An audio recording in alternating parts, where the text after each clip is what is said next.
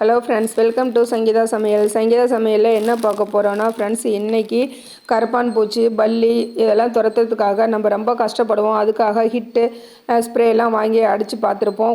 கொஞ்சம் கூட எதுவுமே பயன் இல்லாமல் போயிருக்கோம். ஆனால் நான் உங்களுக்கு ஒரு சூப்பரான சொல்யூஷன் கொண்டு வந்திருக்கேன். உங்கள் வீட்டை விட்டே ஓடிடும் கரப்பான் பல்லிலாம். அது மட்டும் இல்லாமல் கிச்சன் டிப்ஸ் அண்ட் ஹேக்ஸும் உங்களோட ஷேர் பண்ணியிருக்கேன். ரெகுலராக நமக்கு பயன்படக்கூடிய வகையில் தான் எல்லா டிப்ஸுமே சொல்லியிருக்கேன். வீடியோ ரொம்ப இன்ட்ரெஸ்டிங்காக இருக்கும். ஸ்கிப் பண்ணாமல் முழுமையாக பாருங்கள்.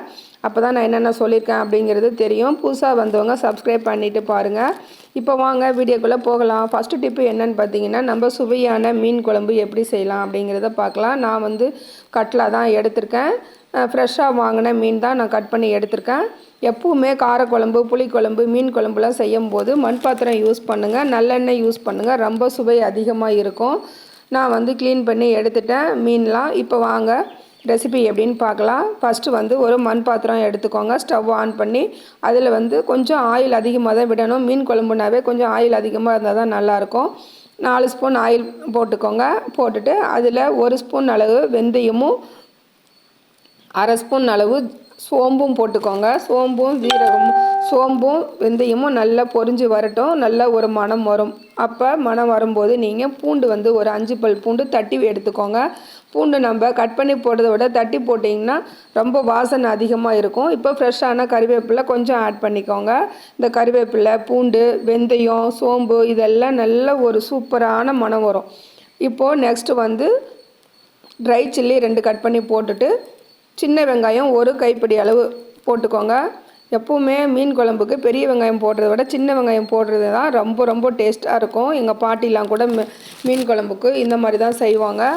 இப்போது வெங்காயம் வந்து கொஞ்சம் கலர் சேஞ்ச் ஆகி வரணும். அந்த அளவுக்கு பாருங்கள். இந்த அளவுக்கு நல்லா கலர் சேஞ்ச் ஆகி வர வரைக்கும் வெங்காயத்தை நல்லா வதக்கி எடுத்துக்கோங்க. இப்போது இதில் கொஞ்சமாக ஒரு 1/2 ஸ்பூன் அளவு, சின்ன ஸ்பூனில் 1/2 ஸ்பூன் அளவு மஞ்சள் தூள் ஆட் பண்ணி நல்லா கலந்து கொடுங்க. இப்போது வெங்காயம் நல்லா வெந்து வந்துடுச்சு. இந்த டைமில் நம்ம ஒரு பெரிய வெங்காயம் எடுத்து நம்ம அரைச்சி பேஸ்ட்டாக எடுத்துக்கிட்டோம். என்னங்க சின்ன வெங்காயம் போட்டால் தான் டேஸ்ட்டாக இருக்குன்னு சொன்னீங்க, எதுக்கு பெரிய வெங்காயம் போடுறீங்கன்னு கேட்குறீங்களா? பெரிய வெங்காயம் எதுக்கு நம்ம போடுறோம் அப்படின்னா, இந்த மீன் குழம்புக்கு நம்ம தேங்காயெலாம் எதுவும் அரைச்சி ஊற்றுறதில்ல. ஏன்னா சில பேர்த்துக்கு கொலஸ்ட்ரால் இருக்கிறதுனால அவங்க மீன் குழம்புல தேங்காய் அரைச்சி ஊற்றுறதுனால சாப்பிடாமல் இருப்பாங்க. அதனால் நம்ம ஹெல்த்தியாக இன்றைக்கி மீன் குழம்பு செய்ய போகிறோம். அதனால் கிரேவி திக்காக இருக்கணுங்கிறதுக்காக நான் பெரிய வெங்காயம் பெரிய சைஸில் இருக்கிறத எடுத்து அரைச்சி எடுத்துக்கிட்டேன். இது கூட நல்லா அது எண்ணெய் பிரிஞ்சு வர வரைக்கும் ஃப்ரை பண்ணி எடுத்துக்கோங்க. இது கூட ஜீரகத்தூளும் மிளகும் நான் ஒன்றா போட்டு அரைச்சி எடுத்துக்கிட்டேன். அதனால் நான் 1 ஸ்பூன் ஆட் பண்ணியிருக்கேன். நீங்கள் தனித்தனியாக ஜீரகத்தூள், மிளகுத்தூள் இருந்துன்னா சீரகத்தூள் 1 ஸ்பூன், மிளகுத்தூள் 1 ஸ்பூன், இந்த கிரேவிக்கு தேவையான அளவு உப்பு போட்டு நல்லா வதக்கி கொடுத்துருங்க. நல்லா வதக்கிட்டு இந்த மசாலா நல்லா இந்த வெங்காயத்தோடு கலந்து வரணும். நெக்ஸ்ட்டு வந்து நான் பெரிய சைஸில் இருக்க 2 பழுத்த பழமாக எடுத்து மிக்ஸி ஜாரில் அரைச்சி எடுத்துக்கோங்க. ஏன்னா கட் பண்ணி போட்டோம்னா நமக்கு ரொம்ப லேட் ஆகும். நம்ம கிரேவி வைக்கிறதுக்காகட்டும் இல்லை குழம்பு செஞ்சாலும் கொஞ்சம் ரொம்ப நேரம் குக் பண்ணுற மாதிரி இருக்கும். அதனால் நம்ம அரைச்சி எடுத்துக்கலாம். இப்போது அரைச்சி எடுத்துட்டேன். இப்போ உங்களுக்கு தேவையான அளவு காரம் எவ்வளோ தேவையோ அதுக்கு தகுந்த மாதிரி நீங்கள் தனி மிளகாய்த்தூள் ஆட் பண்ணிக்கோங்க. நான் 1 ஸ்பூன் ஆட் பண்ணிக்கிட்டேன். இப்போ இந்த மிளகாய்த்தூளும் போட்டு நல்லா கலந்து கொடுத்துட்டு நெக்ஸ்ட்டு வந்து இது கூட சோம்பு தூள் 1 ஸ்பூன் ஆட் பண்ணிக்கோங்க. நான் வீட்டில் அரைச்ச சோம்பு தூள் தான் நான் யூஸ் எல்லாமே நான் ஹோம்மேட் மசாலா தான் நான் யூஸ் பண்ணியிருக்கேன். 1 ஸ்பூன் அளவு சோம்பு தூள் போட்டு நல்லா கலந்து கொடுத்துருங்க. நல்லா இதுவும் வந்து நல்லா கலந்து வரணும். ஏன்னா ஒரே டைமில் எல்லா மசாலாவும் நீங்கள் போடாதீங்க. இப்போ லிட்டு போட்டு ஒரு 5 மினிட்ஸ் மூடி வச்சுருங்க. பாருங்கள் நல்லா எண்ணெய் பிரிஞ்சு வந்துடுச்சு. இந்த டைமில் நம்ம இந்த குழம்புக்கு தேவையான அளவு மல்லித்தூள் ஆட் பண்ணுறோம். இந்த டைமில் உங்கள்கிட்ட மல்லித்தூள் இல்லைன்னா நீங்கள் சாம்பார் தூள் கூட ஆட் பண்ணிக்கோங்க. மல்லித்தூள் நான் ஒரு 3 ஸ்பூன் ஆட் பண்ணியிருக்கேன். இப்போ நல்லா 3 ஸ்பூன் மல்லித்தூள் ஆட் பண்ணி நல்லா கலந்து கொடுங்க. ஒரே டைமில் எல்லா மசாலாவும் நீங்கள் ஆட் பண்ணுறதை விட இந்த மாதிரி பிரித்து நீங்கள் ஆட் பண்ணி நல்லா வதக்கிட்டு நீங்கள் மீன் குழம்பு செஞ்சு பாருங்கள். சும்மா அசத்தலாக இருக்கும். ஒரு லெமன் சைஸ் அளவு புளி எடுத்து நான் கரைச்சி வச்சுருந்தேன். இப்போ அந்த புளி தண்ணியும் நம்ம இப்போ இதில் ஆட் பண்ணிக்கலாம். புளி தண்ணியை ஆட் பண்ணி நல்லா கலந்து கொடுத்துருங்க. இந்த ஸ்டேஜில் நீங்கள் உப்பெல்லாம் கரெக்டாக இருக்கா என்னன்னு செக் பண்ணிக்கோங்க. ரொம்ப சிம்பிள், ரொம்ப ஈஸி, ஆனால் வெரி வெரி டேஸ்ட்டு, ரொம்ப டேஸ்ட்டாக இருக்கும் ஃப்ரெண்ட்ஸ். கண்டிப்பாக ட்ரை பண்ணி பாருங்கள். இட்லி, ஒயிட் ரைஸ் எல்லாத்துக்குமே பக்கா காம்பினேஷனாக இருக்கும். நம்ம இப்போ இதில் தலையை தான் ஃபஸ்ட்டு ஆட் பண்ணுறோம். சில பேர் தலையை பொரித்து ஆயிலில் பொரித்து கூட சாப்பிடுவாங்க. நான் வந்து மீன் குழம்புலேயே போட்டுக்கிட்டேன். ஏன்னா நல்லா பசை இருக்கும், நல்லா டேஸ்ட்டாக இருக்கும். அதனால் மீன் வந்து போட்டு ரொம்ப நேரம் குழம்பு கொதிக்கக்கூடாது. ஒரு 3 நிமிஷம் 2 நிமிஷம் இருந்தால் போதும். இந்த குழம்புல அவ்வளோதான், மீன் குழம்பு ரெடி ஆகிடுச்சு. நான் ஆஃப் பண்ணிட்டேன். இந்த மாதிரி ஒரு டைம் நீங்கள் செஞ்சு பாருங்கள். இனி எப்போதும் நீங்கள் இப்படி தான் ஃப்ரெண்ட்ஸ் நீங்கள் மீன் குழம்பு உங்கள் வீட்டில் செய்வீங்க. உங்கள் குழந்தைங்களும் இதே மாதிரி செஞ்சு கொடுக்க சொல்லி கேட்பாங்க. இந்த வீடியோ பிடிச்சிருந்தா இந்த வீடியோக்கு ஒரு லைக் பண்ணி சப்போர்ட் பண்ணுங்கள். நெக்ஸ்ட் வந்து ஒரு சூப்பரான டிப் தான் இது, குக்கிங் டிப்ஸு. என்னென்னு பார்த்தீங்கன்னா, நான் பீட்ரூட் வாங்கிட்டு வந்து ஒரு 10 நாள் ஆகிடுச்சு. நல்லா வாடி போச்சு. என்னால் சமையல் பண்ணும்போது அந்த சீவலில் சீவ முடியல. என்ன பண்ணுறதுன்னு யோசித்தேன். அப்போ தான் ஃப்ரிட்ஜ் வாட்டர் வந்து நான் ஒரு 2 டம்ளர் நான் எடுத்துக்கிட்டேன். ஒரு பவுல் எடுத்து இந்த பீட்ரூட்டை வந்து ஒரு பவுலில் நான் ஆட் பண்ணிக்கிட்டேன். போட்டுட்டு ஃப்ரிட்ஜ் வாட்டர் வந்து நான் 2 டம்ளர் ஊற்றி ஒரு 1/2 hour தான் ஃப்ரெண்ட்ஸ் வச்சுருந்தேன். நல்லா சூப்பராக ஃப்ரெஷ்ஷாக பீட்ரூட் மாறிடுச்சு. நான் ஈஸியாக துருவி எடுத்துக்கிட்டேன். பாருங்கள், நம்ம ஃப்ரெஷ்ஷாக வாங்கினா பீட்ரூட் துருவுனா எப்படி இருக்குமோ அதே மாதிரி எவ்வளோ சூப்பராக வந்திருக்கு பாருங்கள். கண்டிப்பாக இந்த டிப்பும் உங்களுக்கு யூஸ்ஃபுல்லாக இருக்கும். சில பேர் ஆகாது சுருங்கிருச்சுன்னு தூக்கி போட்டுருவாங்க. அந்த மாதிரிலாம் போடாமல் இந்த டிப்பை யூஸ் பண்ணி பாருங்கள். நெக்ஸ்ட் வந்து ஒரு சூப்பரான டிப்பு என்னென்னு பார்த்தீங்கன்னா, நம்ம வீட்டில் தேங்காய்லாம் நம்ம சமையலுக்கு பயன்படுத்துவோம். அந்த மாதிரி பயன்படுத்திட்டு மீதம் இருக்க தேங்காயை நம்ம அப்படியே வச்சுருவோம். அந்த மாதிரி வைக்கிறதுனால தேங்காய் வந்து சீக்கிரமாக பூஞ்சாம் பிடிச்ச மாதிரி ஆகிடும், இல்லை கெட்டு போயிடும், வலுவலுப்பாக இருக்கும். அந்த மாதிரிலாம் இல்லாமல் இருக்கிறதுக்கு ஒரு சூப்பரான டிப் தான் நான் உங்களோட ஷேர் பண்ணியிருக்கேன். அது மட்டும் இல்லாமல் தேங்காய் திருவும் போது அருவாமனையில் சில பேர் திருவுவாங்க. அந்த மாதிரி திருவும் போது அந்த தேங்காவோட நார் வந்து அந்த தேங்காய் துருவலில் நிறைய விழுந்துடும். அந்த மாதிரி விழுவாமல் இருக்கிறதுக்கும் ஒரு சூப்பரான டிப்பு என்னன்னு பார்த்தீங்க அப்படின்னா, தேங்காவை நல்லா வந்து பைப் வாட்டரில் டேப் வாட்டரில் நல்லா கழுவிடுங்க. மேலே கழுவிட்டிங்கன்னா உள்ளேயும் நல்லா கழுவிட்டு மேலே கழுவி விட்டுட்டிங்கன்னா அந்த நார் வந்து திருவும் போது கீழே விழாது. பாருங்கள், நான் அந்த மாதிரி தான் கழுவி நான் துருவி எடுத்துக்கிட்டேன். எவ்வளோ சூப்பராக நல்லா வெள்ளை கலராகவே இருக்குது பாருங்கள்.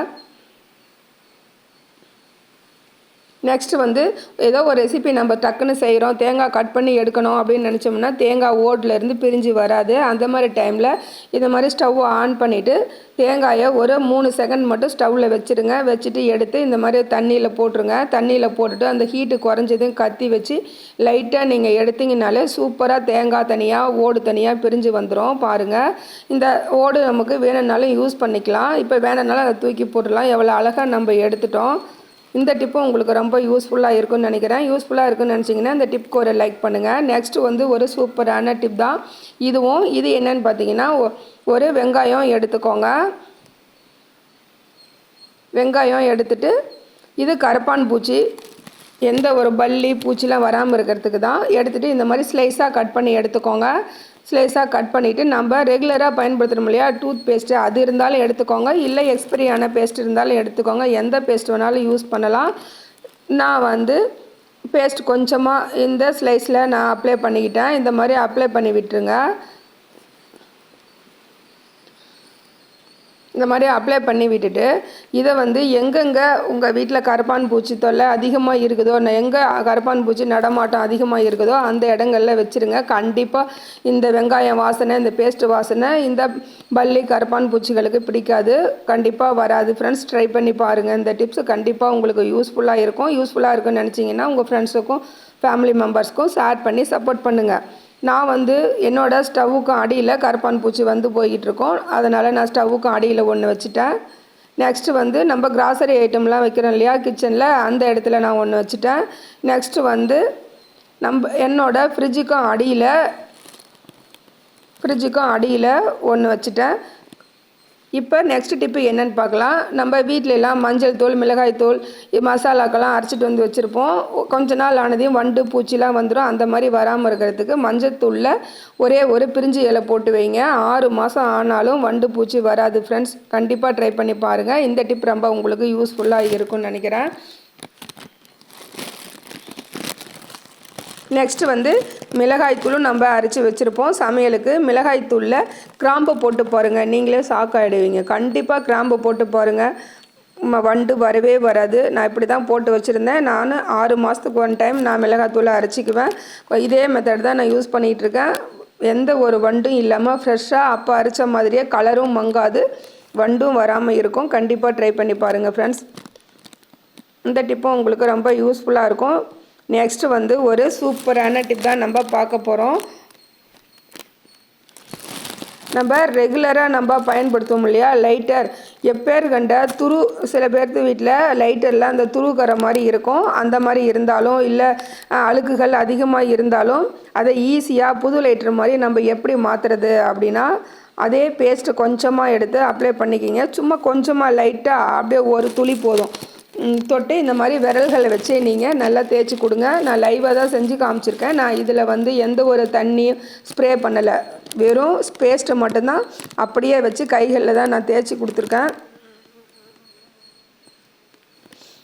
இப்போ பாருங்கள், ஒரு கிச்சன் டவல் வச்சு இந்த மாதிரி ஃபுல்லாக தேய்ச்சி கொடுத்துட்டு கிச்சன் டவல் வச்சு நீங்கள் தொடச்சி பாருங்கள். நீங்களே அசந்து போயிடுவீங்க. அந்த அளவுக்கு என்னடா நம்ம லைட்டர் தானா அப்படின்னு யோசிப்பீங்க. நல்லா புதுசு போல் பல பலன்னு இருக்கும் ஃப்ரெண்ட்ஸ். வாரம் ஒரு டைம் நீங்கள் இந்த மெத்தடில் நீங்கள் யூஸ் பண்ணி, இந்த டிப்பை யூஸ் பண்ணி நீங்கள் க்ளீன் பண்ணி எடுத்துக்கோங்க. ரொம்ப சூப்பராக இருக்கும். லாங் லைஃப் உங்களுக்கு கொடுக்கும். இந்த டிப்பு உங்களுக்கு பிடிச்சிருந்தா இந்த டிப்புக்கு ஒரு லைக் பண்ணி ஷேர் பண்ணுங்கள். இப்போ லைட்டரோட உள் சைடிலும் அதே கிச்சன் டவலை லைட்டாக திருகி கொடுத்து நீங்கள் அதில் உள்ளே இருக்க அழுக்கையும் நீங்கள் ஈஸியாக ரிமூவ் பண்ணிடலாம். நெக்ஸ்ட்டு வந்து இந்த லைட்டர் ஸ்டாண்டு நம்ம எப்படி ரெடி பண்ணலாங்கிறத பார்க்கலாம் வாங்க. 2 வாட்டர் கேன் மூடி டபுள் சைட் டேப் இருந்தால் போதும். இப்போ நான் டபுள் சைட் டேப்பு இந்த மாதிரி கொஞ்சமாக கட் பண்ணி எடுத்துக்கிட்டேன். உங்கள் வீட்டு ஸ்டவ்வுக்கு மேலே கிச்சன் டைல்ஸில் இந்த மாதிரி ஒட்டி விட்டுருங்க. ஒட்டி விட்டுட்டு நம்மளோட லைட்டர் வந்து நம்ம இதுதான் ஸ்டாண்டு சூப்பராக நம்ம ரெடி பண்ணிட்டோம் பாருங்கள். நம்ம டக்குன்னு வந்து ஸ்டவ் ஆன் பண்ணோம்னா நம்ம லைட்டர் எங்கே வச்சோம் அவசரத்தில் அப்படின்னு சொல்லிட்டு நம்ம தேடிட்டு இருப்போம். அந்த மாதிரிலாம் தேடாதீங்க. இனி இந்த டிப்பை நீங்கள் யூஸ் பண்ணி பாருங்கள். உங்களுக்கு ரொம்ப யூஸ்ஃபுல்லாக இருக்கும். கிச்சன் டைல்ஸில் எப்படிங்க மூடி ஒட்டாது அப்படிங்கிறீங்களா? நீங்கள் கிச்சன் டைல்ஸை நல்லா உப்பு வச்சு நல்லா க்ளீன் பண்ணி தேய்ச்சி எடுத்துருங்க. எந்த ஒரு ஆயில் பீஸுக்கும் இருக்கக்கூடாது. அப்போ ஒட்டினீங்கன்னா தான் ஒட்டும், இல்லைன்னா ஒட்டாது. நெக்ஸ்ட்டு வந்து பேனா மூடி, நிறைய வேஸ்ட்டாக நம்ம எழுதிட்டு தூக்கி போடுற பேனா மூடி இருக்கும் இல்லையா, அந்த மூடி எடுத்துக்கோங்க. இது வந்து எதுக்குடா அப்படின்னு பார்த்தீங்கன்னா, இதில் டபுள் சைட் டேப்பு சின்னதாக கட் பண்ணி நம்மளோட சாமி கபோர்டில் நம்ம ஒட்டி விட்டுலாம். ஏன்னா நம்ம இதை ஒரு பத்தி ஸ்டாண்டை தான் யூஸ் பண்ண போகிறோம். பாருங்கள், அழகாக நம்ம ஒட்டி விட்டுட்டோம். இது கபோர்டு கதவுலாம் ஒட்டவே ஒட்டாது, எதுவுமே ஆகாது. லாஸ்ட்டு ஃபைனலாக என்ன டிப்ஸ் பார்க்க போகிறோம் அப்படின்னா, கரப்பான் பூச்சி பல்லி டிப்ஸ். ஆல்ரெடி முன்னாடியே ஒரு கரப்பான் பூச்சி விரட்டுறதுக்கு ஒரு டிப்ஸு சொல்லியிருக்கேன். இது 2வது டிப்ஸு. இது என்னென்னு பார்த்தீங்கன்னா, waste use and throw bowl ஒன்று எடுத்துக்கோங்க. அதில் வந்து ஒரே ஒரு கற்பூரம் நீங்கள் பவுடராக போட்டுக்கோங்க. இதில் வந்து நம்ம என்ன பண்ண போகிறோம் அப்படின்னா, ஒரே ஒரு மூடி டெட்டால் மட்டும் போடுங்க. 2 பொருள் நம்ம வீட்டில் இருக்கிற பொருளை வச்சு தான் நம்ம ஒரு சொல்யூஷன் ரெடி பண்ண போகிறோம். இதில் ஒரே ஒரு மூடி டெட்டால் மட்டும் நீங்கள் போட்டுக்கோங்க. டெட்டால் கூட நம்ம 1 கிளாஸ் தண்ணி, நார்மல் தண்ணி தான் ஃப்ரெண்ட்ஸ் நான் எடுத்திருக்கேன். இந்த கற்பூரம் இந்த தண்ணியில் கரையுமா அப்படின்னு கேட்டு ரொம்ப ஈஸியாக கரையும். நம்ம டெட்டால் போட்டிருக்கோம், பவுடராக தான் போட்டிருக்கோம். ஒரு ஸ்பூன் வச்சு நல்லா கலந்து கொடுங்க. கலந்து கொடுத்துட்டு நீங்கள் ஒரு ஸ்ப்ரே பாட்டில் யூஸ் பண்ணி கண்டிப்பாக கரப்பான் பூச்சி பல்லி எங்கெங்கே வருதோ உங்கள் சிங்கில் இல்லை பாத்ரூம் ஹோல்ஸ் வழியாக கரப்பான் பூச்சி வரும்.